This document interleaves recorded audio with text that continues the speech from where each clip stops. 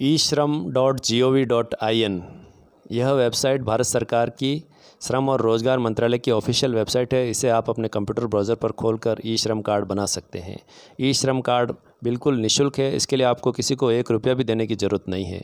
ई श्रम कार्ड से अभी तक 29 करोड़ से ज़्यादा लोग पंजीकरण करा चुके हैं। इसी वेबसाइट पर रजिस्टर ऑन ई श्रम पर आपको क्लिक करना है। उसके पश्चात सेल्फ रजिस्ट्रेशन का एक कॉलम लेफ्ट हैंड साइड में खुलेगा, जिसके ऊपर आपको अपने आधार से जुड़े हुए मोबाइल नंबर भरने हैं। उसके बाद आपको कैप्चा फिल करना है। कैप्चा फिल करने के पश्चात आपको EPFO के बारे में जानकारी देने हैं। अगर कर्मचारी भविष्य निधि से अगर आप जुड़े हुए हैं तो यस या नो, जैसा भी अगर आपकी स्थिति है उसके हिसाब से आपको यस या नो करना है। अगर नहीं जुड़े हैं तो नो कर दें, जुड़े हैं तो यस। उसके बाद सेंड OTP के बटन पर क्लिक करने के पश्चात आपको जो OTP प्राप्त होगा उसको आपको भरना है। उसके पश्चात आपको आपका जो आधार नंबर है उसको भरना है। उसके पश्चात सहमति देनी है शर्तों के ऊपर। उसके पश्चात आपको सबमिट करना है।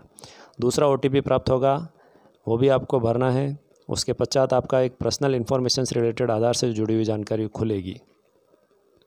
आपको अपने बैंक का नाम वगैरह सब जानकारी देखने के पश्चात चेकबॉक्स ओके करके सेव एंड कंटिन्यू करना है। पर्सनल इन्फॉर्मेशन के पश्चात आपको इमरजेंसी मोबाइल नंबर, ईमेल, विवाहित स्थिति, पिताजी का नाम, जो भी आपकी कैटेगरी है SC ST OBC जनरल, उसको आपको भरना है। ब्लड ग्रुप जो भी आपका है वो भरना है। अगर आप दिव्यांग हैं तो उसके बारे में आपको जानकारी देनी है। अगर आप कोई नॉमिनी रखना चाहते हैं तो उसके बारे में यस या नो के रूप में आपको जानकारी देनी है। उसके पश्चात आपको, अगर आप नॉमिनी नहीं रखना चाहते तो नो रखें, रखना चाहते तो यस। उसके बाद सेव एंड कंटिन्यू के पश्चात आपको अपनी आवासीय जानकारी देनी है, अर्थात आपका गृह राज्य कौन सा है, किस राज्य में आपने जन्म लिया, जहां आपका मकान है, आपके मकान नंबर, निवास स्थान, राज्य, जिला, तहसील, पिन कोड, ये सब जानकारियां आपको देने के पश्चात आपको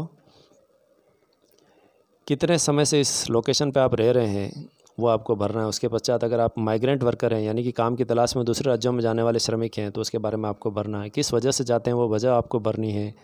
बिज़नेस, एजुकेशन वगैरह किस वजह से आप गए हैं वो आपको भरना है। रीज़न, माइग्रेशन का रीज़न क्या था वो आपको भरना है। उसके पश्चात आपका अगर जो परमानेंट एड्रेस है वो और टेम्परेरी एड्रेस है, अगर वो दोनों एक जैसा है रेजिडेंशियल एड्रेस, तो आपको चेक बॉक्स पे ओके करना है। नहीं तो आपको अपना एड्रेस दूसरा भरना है। अगर सेम एड्रेस है तो वही रखना है। एजुकेशनल क्वालिफ़िकेशन जो भी आपकी है, डिग्री, डिप्लोमा, उसके बारे में आपको जानकारी भरनी है। अगर उसके कोई सर्टिफिकेट या मार्कशीट अगर है आपके पास उपलब्ध तो वो आपको अपलोड कर सकते हैं, किंतु ये अनिवार्य नहीं है। मंथली इनकम जितना भी आप कमाते हैं उसके बारे में आपको ब्यौरा देना है। उससे संबंधित अगर कोई आय प्रमाण पत्र आपके पास है तो संलग्न करना है, नहीं तो कोई बात नहीं, सेव एंड कंटिन्यू करें। आपका जो भी प्राथमिक व्यवसाय है, जो भी आप मेन काम करते हैं उसका ब्यौरा आपको देना है। कारपेंटर हैं या ड्राइवर हैं या जो भी हैं, टैक्सी चालक हैं, उसको आपको लिखना है। और नहीं तो एक आई बटन है, उस पर क्लिक करना। सभी तरह के व्यवसायों की जानकारी आपको साइड में मिल जाएगी। एक PDF खुलेगा जिसमें सभी प्रकार के व्यवसायों की जानकारी और उसके कोड नंबर दे रखे हैं। उसमें से आपको अपने व्यवसाय से संबंधित कोड नंबर को आपको ढूंढना है और उसी व्यवसाय से संबंधित जो कोड नंबर है उसको अपने फॉर्म में आपको भरना है। PDF में बहुत सारे व्यवसायों के बारे में जानकारी दी हुई है, इसको आप ध्यान से देख के हिंदी और अंग्रेजी में भर सकते हैं। Working experience in primary occupation, आपको इस व्यवसाय का कितना अनुभव है, कितने साल का, वो लिखना है आपको। अगर आपका कोई दूसरा व्यवसाय है, सेकेंडरी ऑक्यूपेशन, तो वो लिखना है। उसका जो कोड है वो आपको भरना है, वो भी आपको उसी PDF में मिलेगा। आपके व्यवसाय से संबंधित कोई सर्टिफिकेट है तो वो आपको संलग्न करना, नहीं है तो कोई बात नहीं। आपने व्यवसाय कैसे, मतलब कहाँ से इसके बारे में जानकारी प्राप्त की, किस तरह से आपने व्यवसाय सीखा, उसके बारे में आपको लिखना है। कोई ट्रेनिंग ली हो तो उसके बारे में आपको लिखना है, नहीं लिए तो कोई बात नहीं। आपका जो बैंक अकाउंट नंबर है उसको आपको लिखना है। बैंक अकाउंट नंबर को कंफर्म करने के लिए दोबारा से लिखना है। खाता धारक का नाम लिखना है, IFSC कोड लिखना है, बैंक का नाम लिखना है और ब्रांच का नाम लिखना है। सभी जानकारी व्यवस्थित तरीके से भरने के पश्चात आप इसको बहुत ही सावधानी से व्यवस्थित तरीके से भरने के पश्चात सेव एंड कंटिन्यू करें। उसके बाद आपको पूरा फॉर्म का एक प्रीव्यू दिखेगा कि जो जो जानकारी आपने भरी है वो पूरी एक साथ दिखेगी। अगर आपने सही से भरी है जानकारी तो उसको चेक कर लें। अगर कई जानकारी में कुछ संशोधन है तो उसको ठीक कर लें। अगर आपने जानकारी सही भरी है, ठीक जानकारी भरी है, तो आप उसको नीचे सहमति दें, अंडरटेकिंग दें और सबमिट करें।